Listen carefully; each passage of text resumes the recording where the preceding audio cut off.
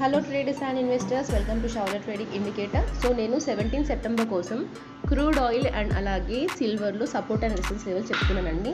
So నేనైతే crude oil open చేశాను. Crude ఆయిల్లో మన ఫస్ట్ సపోర్ట్ వచ్చేసి 5850 మన first support, and second support వచ్చేసి 5770, ఓకేనా. అండ్ థర్డ్ సపోర్ట్ వచ్చేసి 5540 మన థర్డ్ సపోర్ట్ అవుతుంది.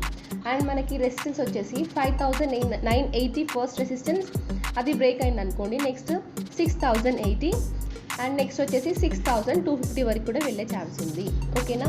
అండ్ అలాగే సిల్వర్కి వస్తే, సో సిల్వర్లో మన ఫస్ట్ సపోర్ట్ వచ్చేసి 89,200 మన first support, and second support వచ్చేసి 87,600 మన సెకండ్ సపోర్ట్, ఓకేనా.